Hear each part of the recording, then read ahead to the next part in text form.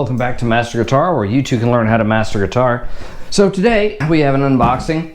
So first things first, before I get to that, let's take a look at the studio. Some changes. Yes, it is becoming a recording studio because I have to, the whole doing things through headphones approach is not working. You can see I've still got my screwdriver sitting there, the rigid, because I've had to replace some stuff, move some stuff out. And then the laptop will go there, so I have a spot to put it, because having it sit here on a chair was totally unwieldy. I've also made a couple of shelves. So this part gets screwed into the wall, this part faces the wall, and we should be good. All right, there's that. So that's done. Right now my double neck is in the shop. There's Snow White. That's the Gibson volume pot. Hopefully it'll work.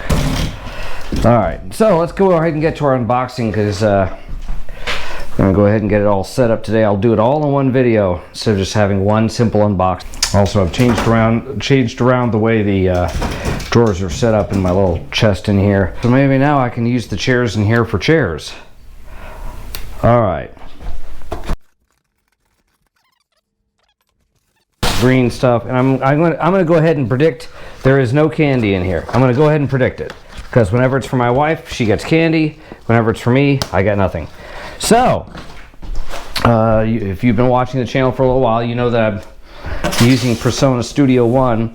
So I decided I was going to go ahead and get some studio monitors in here, and the reason being is that basically I'm limited to having to, there we go, now you can see it while I talk.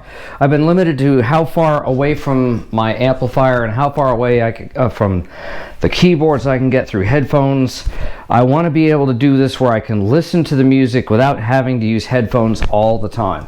So it's going to take a little bit of doing. I got to figure a way to connect my laptop to the system so I can play along with song ideas instead of just, I don't know why I closed the knife, instead of just being able to put it on and just play along with it. Well, that's how we did it in the 70s and the 80s. You'd put a record on your record player and you'd play along with it. And if it was a song idea you'd written, you'd record it on cassette tape. You'd pop the cassette tape in your tape player and play along with it. Let's see, what in the world is this? Visitor online for software downloads and a handy setup tutorial. Okay, I will do that. And let them know I've bought some hardware. All right, so these are the Iris.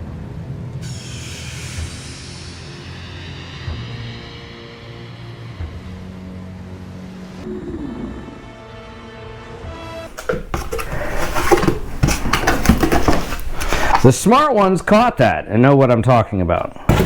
Or at least the right people know. Here we go, one studio monitor. These are the first studio monitors I've ever bought that wasn't in a bank parking lot. And that's it. Wait, what is this? Candy. Yeah, no, there you go. It comes with, let's see, that's the AC power cord. Great, I gotta dig into my AC stuff in the back. Comes with, what's this?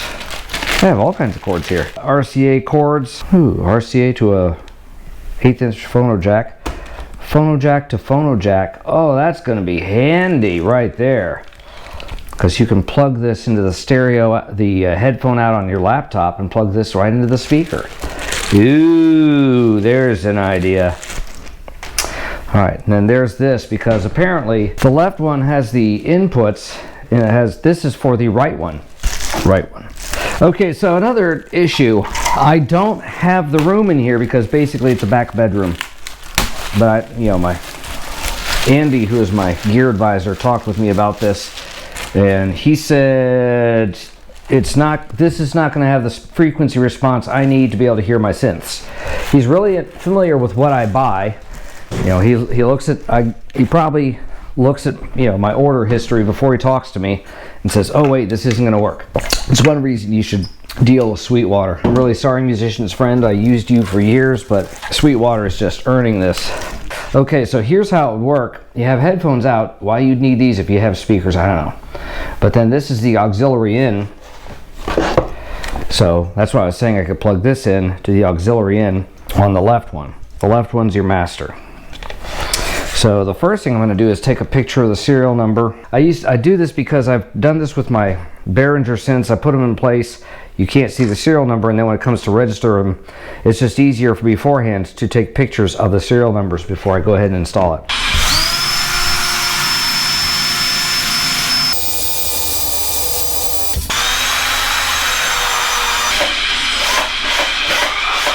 In between listening to Iowa and drilling this in here, just a couple of thoughts. I was trying to keep everything black and, eventually I'll be repainting these walls. This obviously used to be a bedroom. It's painted still as a bedroom or a back room or a visiting room, or I don't know.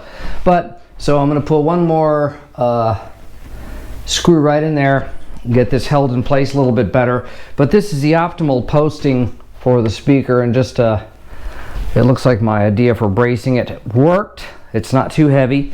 And just so you know, you got to leave, because these are what's called ported, it has a little sonic port on the back. You have to leave a little bit of space. So this is what my sound advisor was talking to me about.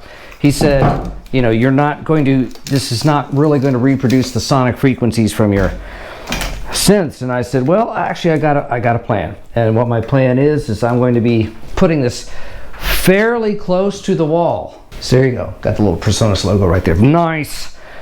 So I'm gonna get these hooked up in a little while, and I'll be blasting Slipknot out of the speakers. But first I got to get these in place. There you go. So the speakers are installed. I got them tuned. Actually, right out of the box, I really didn't have to adjust the treble or the bass all that much. It is ready to go. They are installed. My next big job is going to be painting the wires the same color as the wall, but then I got to paint all the walls, so I'll end up having to pull all this down, then paint the wire.